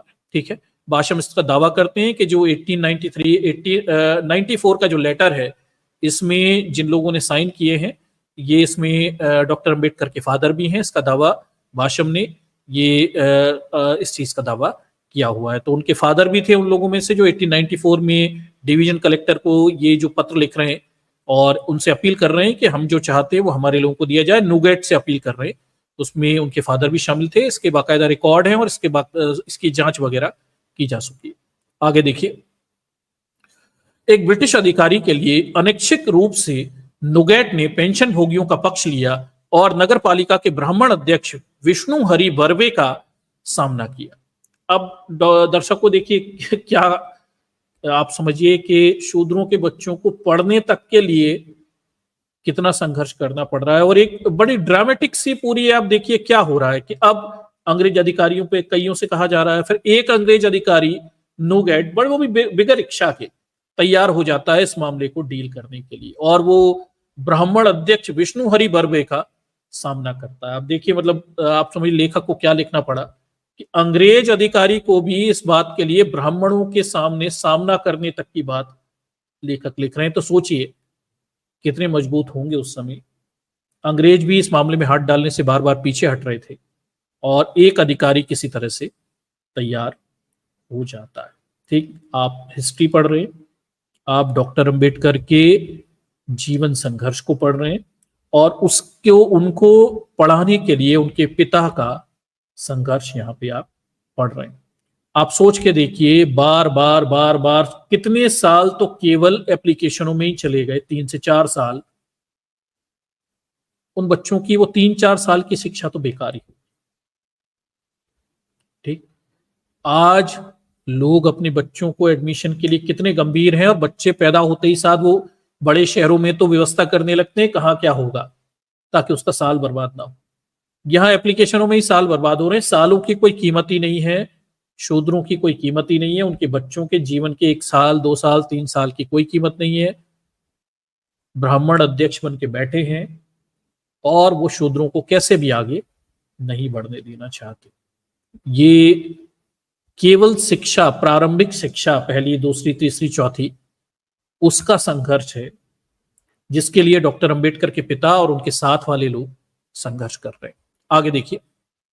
हाँ, अनैच्छिक रूप से नुगेट ने पेंशन भोगियों का पक्ष लिया, नगर पालिका के ब्राह्मण अध्यक्ष विष्णु हरि बर्वे का सामना किया।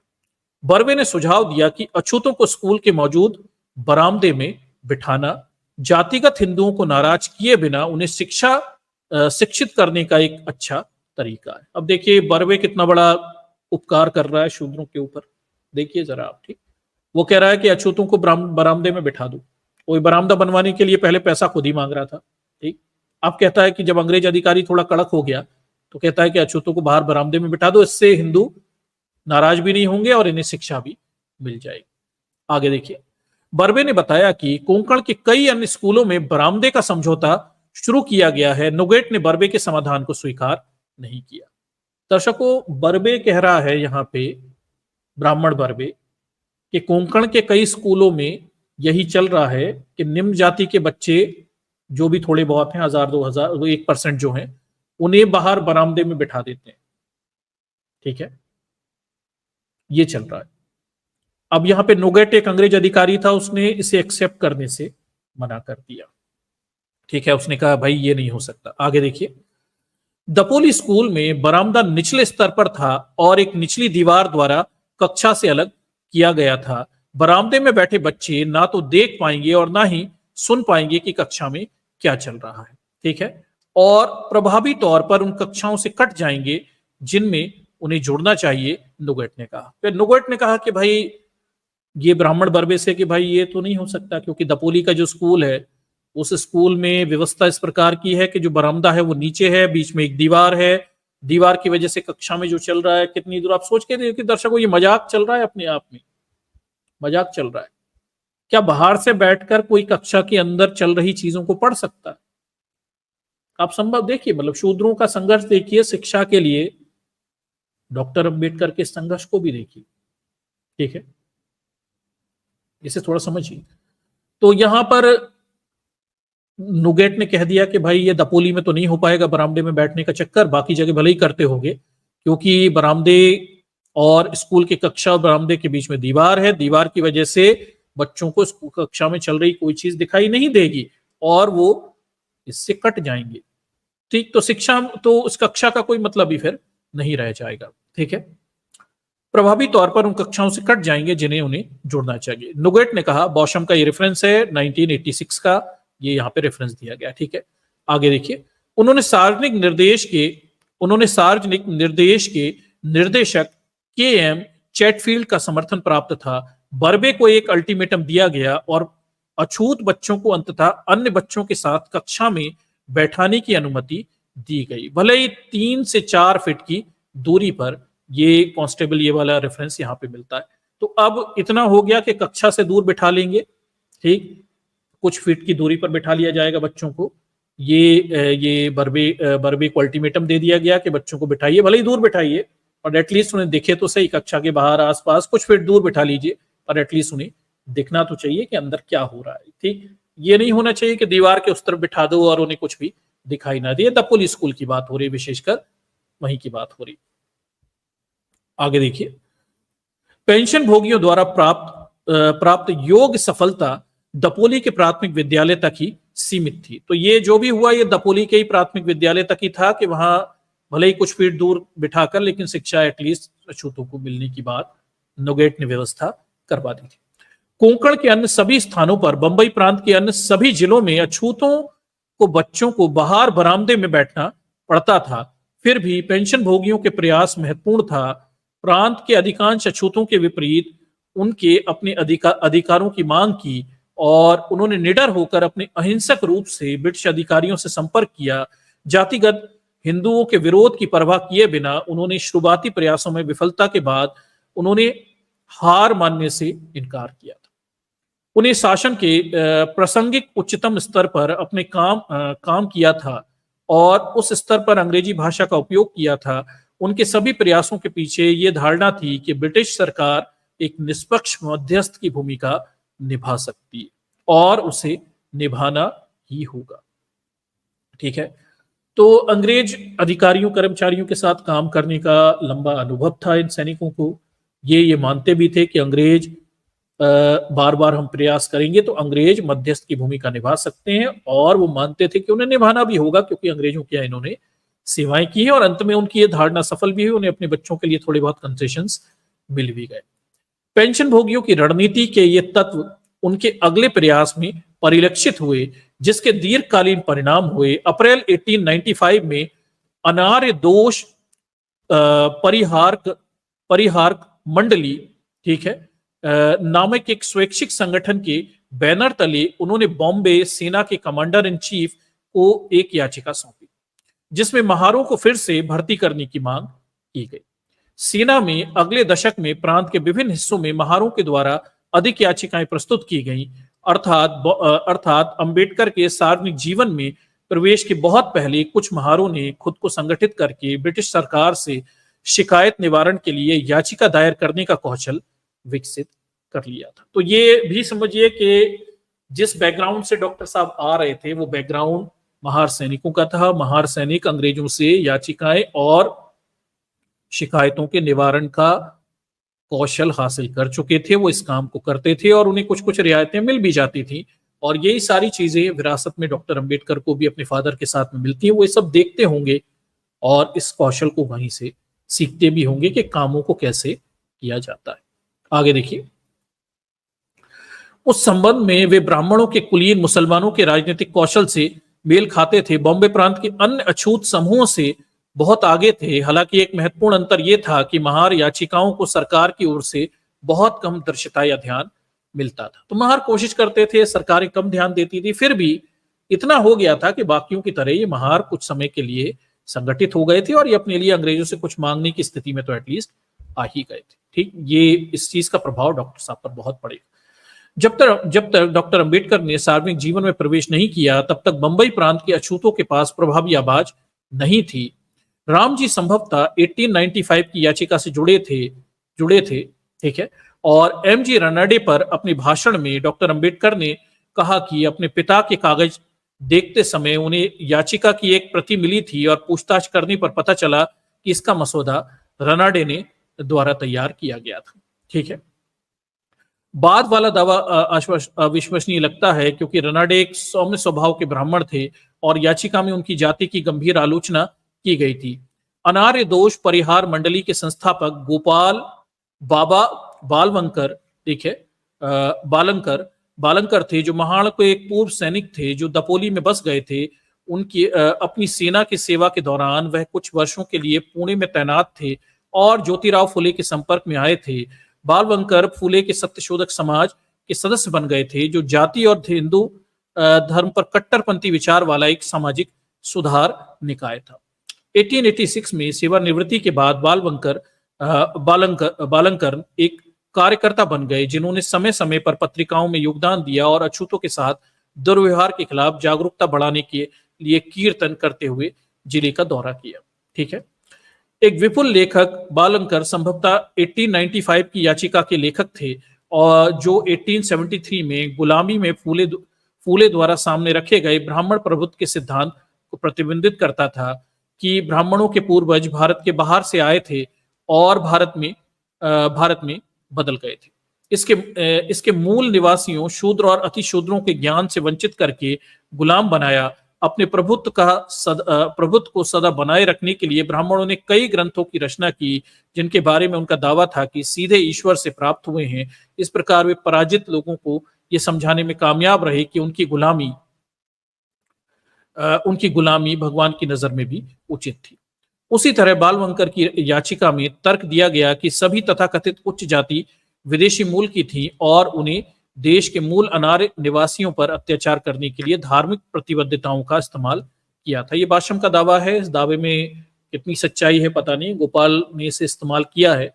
मैंने पहले भी कहा ये थोड़े से आलोचक लेखक हैं और ये जो दावा कर रहे हैं इसमें सत्यता कुछ या इसके पक्ष में कितनी सत्यता है ये प्रश्नीय विषय अपने आप में। ठीक, और गोपाल बाबा बालवंकर तो चलिए ठीक है, वो तो है ही, उन्होंने तो काफी काम किया ही है, इसमें कोई दोहराए वाली बात है नहीं। चलिए दर्शकों, तो ये देखिए आप, ये वो स्कूल है। ठीक, इस स्कूल को थोड़ा ध्यान से देखिए। ये स्कूल है कहाँ? मुंबई का बायकुला में एल्फिंस्टन हाई स्कूल, लगभग 1900 में, जहां अंबेडकर एकमात्र महार छात्र थे। अब इसमें डॉक्टर अंबेडकर सेंट्रल रेलवे अस्पताल है। ये देख लीजिए, ये स्कूल है डॉक्टर अंबेडकर एकमात्र हाई स्कूल, जहां एकमात्र महार छात्र थे। आप अंदाज लगाइए कि पूरे 99 छात्र 99% लोग जहां सवर्ण होंगे, एक अछूत बच्चा हाई स्कूल तक पहुंचा होगा, ठीक है, और उसे इस स्कूल में क्या सामना करना पड़ा होगा, आप इसकी कल्पना कर सकते हैं। ये बात मैंने कल भी बोली हुई थी कि हमारे बहुत सारे बच्चे जो आज के आधुनिक युग में जी रहे हैं, वो अपने स्कूल कॉलेजों में जाते हैं, जातिवाद का शिकार होते हैं, और उनमें से कई आत्महत्या कर लेते हैं। और डॉक्टर अंबेडकर के बारे में आप थोड़ा सोच के देखिए ना, यहाँ पे वो एकमात्र महार छात्र, एकमात्र अछूत, हजारों की संख्या में 100-200 जितने भी छात्र यहाँ पढ़ते होंगे, उनमें ये व्यक्ति अकेले पढ़ते थे। और उनके अंदर की हिम्मत देखिए, उनके अंदर के जज्बे को देखिए कि वो इन हजारों बच्चों का, जो कि सवर्ण थे, जो दिन रात उनकी जाति सूचक गालियां देते होंगे, निम्न समझते होंगे, उनका सामना करने की उनके अंदर हिम्मत थी। डॉक्टर अंबेडकर के अंदर इन हजारों लोगों के सामना करने की हिम्मत थी, और यहां बैठकर जातिवाद सहकर, भेदभाव सहकर, पढ़कर इस स्कूल से आगे बढ़ने की भी हिम्मत थी, विदेश तक जाने की हिम्मत थी। ये है डॉक्टर अंबेडकर। ना आपके अंदर और ना मेरे अंदर शायद इतनी हिम्मत हो पाएगी कि हम किसी ऐसे स्कूल कॉलेज में पहुंच जाएं, चाहे हमारे अछूत वर्गों का, एससी एसटी ओबीसी वर्ग का कोई भी छात्र ना हो, सारे सवर्ण हो, तो आप कल्पना करके देखिए वहां पढ़ने के लिए क्या रह जाएगा और क्या पढ़ाया जाएगा और क्या स्थिति होगी। आज भी हमारे बच्चे ऐसी जरा सी स्थितियों में आत्महत्याएं कर लेते हैं, क्योंकि हम अपने बच्चों को तैयार नहीं कर रहे।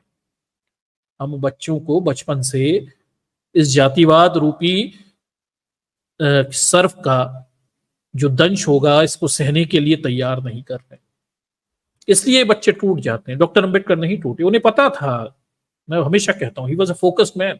उन्हें पता था क्या हासिल करना है, कैसे हासिल करना है, उसके लिए क्या क्या सहना पड़ेगा, इसके लिए मानसिक रूप से तैयार, और अपने काम पर फोकस करते थे। निश्चित रूप से स्कूल में खूब गालियां बकी गई होंगी, उनकी जात को लेके अपमानित किया गया होगा, ब्राह्मण शिक्षकों ने उन्हें नंबर कम दिए होंगे, ऑब्वियसली उनके नंबर कम आते होंगे क्योंकि ब्राह्मण शिक्षक उन्हें नंबर ही नहीं देते होंगे। कई लोग उनकी मार्कशीट भी बताते हैं। तो आप समझिए कि शिक्षक नंबर ही कहां देगा डॉक्टर अंबेडकर को, अकेला अछूत उसे नंबर क्यों देगा, ठीक। तो आगे नहीं बढ़ने दिया जाएगा, प्रयास नहीं करने पर डॉक्टर अंबेडकर ने इन सारी बाधाओं का पार करके अपने लिए बहुत ऊपर तक जगह बनाई, और यह भी सुनिश्चित किया कि समाज के बाकी के उनके वर्ग के, एससी एसटी ओबीसी वर्ग के लोग भी आगे आए, इसके लिए वो रास्ता भी बनाकर गए।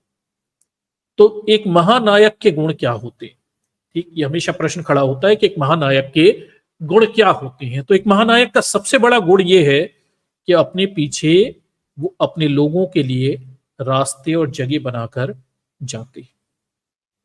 डॉक्टर अंबेडकर इस संदर्भ में निश्चित रूप से महान व्यक्ति थे, ठीक, निश्चित रूप से महान व्यक्ति। हम इतिहास में अशोक की बात करते हैं, हम इतिहास में बुद्ध की बात करते हैं। बुद्ध अपने पीछे वो रास्ते बना के गए जिस पर आज तक उनकी विचारधारा को मानने वाले लोग चल रहे हैं। अशोक अपने पीछे ऐसा साम्राज्य खड़ा करके गए जो उनके मरने के बाद भी कई सौ सालों तक चलता रहा, आज भी इतिहास उन्हें याद करता है। फिर हम मुस्लिम काल में आते हैं, हम अकबर की बात करते हैं। अकबर अपने पीछे ऐसा साम्राज्य बना के गया जो 400 सालों तक चला। हम इसी क्रम में डॉक्टर अंबेडकर को रखते हैं। डॉक्टर अंबेडकर अपने पीछे वो रास्ते, वो व्यवस्था बनाकर गए जो हजारों सालों तक चलेगी। बुद्ध की बनाई व्यवस्था की तरह डॉक्टर अंबेडकर के बनाए हुए संविधान और इसकी व्यवस्था हजारों सालों तक चलेगी, तब तक चलती रहेगी जब तक समाज में मौजूद अंतिम अछूत भी जातिवाद के इस दोष से निराकरण नहीं पा लेता है, कि चलती रही। इस संदर्भ में डॉक्टर अंबेडकर भारतीय इतिहास के सर्वश्रेष्ठ और महानतम व्यक्तियों में गिने जाएंगे। वो अपने पीछे वो रास्ते तैयार करके गए, वो अपने पीछे वो जगह बना कर गए, वो आगे बढ़ते गए, कठिनाइयों का सामना करते गए, और आप और हम जैसे लोगों के लिए पीछे रास्ते तैयार करते, जिसका लाभ आप और हम आसानी से उठा पाए। भाई मैंने पढ़ा, इसलिए पढ़ा क्योंकि डॉक्टर अंबेडकर आगे वो सारा झेल गए थे, और हमारे जैसे लोगों के लिए पीछे रास्ते बना गए। जब मैं कॉलेज में पहुंचा, स्कूल में पहुंचा, तो हमारे जैसे, हमारे वर्ग के वहां कई छात्र थे जातिवाद तो सहना पड़ा, पर कभी अकेले महसूस नहीं हुआ कि यार और नहीं है। डॉक्टर अंबेडकर जातिवाद भी सहते थे और अकेलापन भी सहते थे। कोई दूसरा अछूत है ही नहीं, कोई दूसरा निम्न जाति का है ही नहीं, सारे सवर्ण हैं। ये दो तरफा कष्ट है जो डॉक्टर अंबेडकर ने सहा। ठीक, तो अगर आप इसे महसूस कर पा रहे हैं, अगर आप इस बलिदान योगदान को महसूस कर पा रहे हैं, अगर आप इस चीज की महत्वता को समझ पा रहे हैं, तो आप इस कारवां को आगे बढ़ा पाएंगे। और अगर आपको ये सब महसूस नहीं हो रहा तो ठीक है, चलिए, वो बाबा साहब ने जो किया सभी के लिए किया, लाभ उठाकर कुछ लोग आगे बढ़ जाएंगे और वो अपने पीछे कुछ भी नहीं कर छोड़ कर जाएंगे, तो अपने समाज के लिए वो कोई योगदान भी नहीं दे पाए। इस चीज को समझिए कि ये आपको, हमें सबको करना, हमें इस रास्ते को और अधिक विस्तार करना है। डॉक्टर अंबेडकर ने जो जगह बनाई, जो रास्ते तैयार किए, इन्हें हमें चौड़े मैदान बना देना है जहां पर हमारे बाकी के भाई बहन भी आगे आ सकें, अपने लिए सम्मान, गौरव, शिक्षा हासिल कर सकें और जातिवाद के दोष से मुक्ति पा सकें। That's what we have to do. Ambedkar Jayanti के दिन हमें अपने इस योगदान पर ध्यान देने की जरूरत है। ठीक, दर्शकों, एक चीज समझिए, यहाँ बहुत सारा है। यूट्यूब पर आप देखिए, बहुत सारे चैनल हैं, नास्तिक हैं, आस्तिक हैं। अगर आप हम अम्बेडकराइटों का पक्ष देखें तो हमारी तो एक अलग ही लड़ाई है ना, हमारा पूरा मामला ही अलग है। हमारा मूल मुद्दा जातिवाद के विरुद्ध हमारा संघर्ष है, उस पर फोकस करना है हमें। ठीक, उस पर फोकस करना। बाकी एलिट क्लास होगा जो नास्तिक आस्तिक, भगवान है, ईश्वर है, नहीं है, वो एक एलिट क्लास है जिसका पेट भरा है, वो इन सब मुद्दों पे खा पी कर अच्छे बैठकर शाम को स्ट्रीम देखकर चिंताएं कर सकता होगा, उस पर समय होगा। हमारा अम्बेडकराइटों की तो पूरी लड़ाई अलग है। हमारी तो अंतिम हाशिए पे मौजूद हमारे उस भाई के लिए लड़ाई है, उस बहन के लिए लड़ाई है जो आज भी नाली साफ कर रहा है, जूते सिल रहा है, जो आज भी बेगारी कर रहा है, माने बिगर पैसे की मजदूरी कर रहा है गांव। ठीक, उसके लिए हमारी पूरी लड़ाई है। नास्तिकता, आस्तिकता, ईश्वर, भगवान, ये सब नहीं, हमारी इंसानों के लिए लड़ाई है। डॉक्टर अंबेडकर का संघर्ष भी इंसानों के लिए किया गया संघर्ष था। आपको ये कोर है जो समझना पड़ेगा, आप इस पे केंद्रित रहिए। ठीक, इंसानों की बेहतरी के लिए अपने जीवन को लगाना, यह है डॉक्टर अंबेडकर के जीवन का संघर्ष का सार। ठीक, बाकी सारी चीजों का कोई महत्व नहीं है। आप कितनी भी बहसबाजी कर लीजिए, कुछ कर लीजिए, ईश्वर, नास्तिकता, आस्तिकता, फलाना ढिकाना और क्रिएटर, ये वो, कुछ नहीं है, इसका कुछ लेना देना नहीं है। हमारे करोड़ों की संख्या में हमारे भाई बहन, हमारे वर्ग के लोग, जिन्हें इस देश में SC ST OBC अछूत कहा जाता है, शूद्र कहा जाता है, वो कष्ट में है और उन कष्टों के निवारण के लिए हमें प्रयास करने। दैट्स ऑल, वन वे, सीधे सीधे तौर पर एक ही रास्ता है और यही डॉक्टर अंबेडकर हमारे लिए इस स्कूल से बनाकर गए हैं। ठीक है, और इसका विस्तार हमें निरंतर करते रहना, हमें इसे जगह बनानी, बहुत बड़ा इस रास्ते को बड़े मैदान में तैयार करना है और ज्यादा स्पेस करना, हमारे सारे भाई बहन इसमें समाहित हो जाएं और अपना जीवन बेहतर कर ले, ये हमें करना। तो इस संदर्भ में जब आप देखते हैं, इस कॉन्टेस्ट में जब डॉक्टर अंबेडकर के योगदान को देखते हैं, तो आप उन्हें भारत के सर्वकालिक महान योग्यतम व्यक्ति के रूप में मान सकते हैं। ठीक, मान सकते हैं। आप उन्हें बाकियों के श्रेष्ठ भी मान सकते हैं। आप उन्हें बुद्ध के बाद श्रेष्ठतम व्यक्ति के रूप में मान सकते हैं कि बहुत सारे हमारे बहुजन महानायक हैं, तमाम सारे साधु संत भी हैं, सब हैं, पर मैं डॉक्टर अंबेडकर को एक विशेष स्थान पर रखता हूं। उसके पीछे मेरे स्पष्ट कारण हैं। मैं उन्हें बुद्ध के बाद महानतम व्यक्तियों में भारत के रखता हूं। उसके स्पष्ट कारण, उनका संघर्ष भी है और उनके द्वारा बनाए गए वो रास्ते, जो बुद्ध रास्ता तैयार करके गए थे, जिस पर आज तक दुनिया चल रही है, वही डॉक्टर अंबेडकर इस देश के शूद्रों के लिए रास्ता तैयार करके गए हैं, जिससे शूद्र लाभान्वित हो रहे हैं और उसे आगे बढ़ाने का प्रयास कर रहे हैं। ठीक, तो अगर आप ये कहेंगे कि कौन महानतम व्यक्ति है, तो मैं कहूंगा डॉक्टर अंबेडकर बुद्ध के बाद श्रेष्ठतम और महानतम व्यक्ति के रूप में हम लेंगे और मानवता के संदर्भ में उनके किए गए जो प्रयास हैं वो अद्वितीय हैं। ठीक, और कई मायनों में मैं कहूंगा कि बुद्ध से ज्यादा श्रेष्ठतम व्यक्ति हैं, क्योंकि व्यक्तिगत जीवन डॉक्टर अंबेडकर का ज्यादा कष्ट और तकलीफ होता है।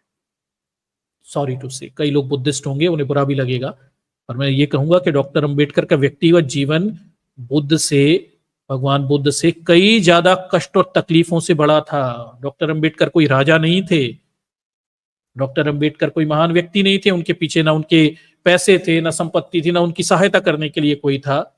वो एक शूद्र थे, अछूत थे, और उन्हें वहां से उठ के वॉइस रॉय की कार्यकारिणी में लेबर मिनिस्टर तक का पद हासिल किया और संविधान निर्माता तक बने, इस देश के भाग्य विधाता बने।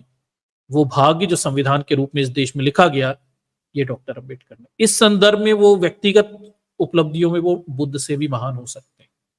ठीक, इसे समझिए कि ये डॉक्टर अंबेडकर की विशेषता है। अगर आप अंबेडकराइट हैं तो आपको डॉक्टर अंबेडकर के संघर्ष और उनके जीवन की योग्यताओं से परिचित होना पड़ेगा। ठीक, नहीं तो कहीं आप चूक कर जाएंगे। ठीक, और नहीं तो इस महान व्यक्ति को, जो कल आने वाले 100 सालों में इस देश का नहीं दुनिया के श्रेष्ठतम महान व्यक्तियों में गिना जाएगा, डॉक्टर अंबेडकर, उन्हें आप पहचानने से चूक जाए।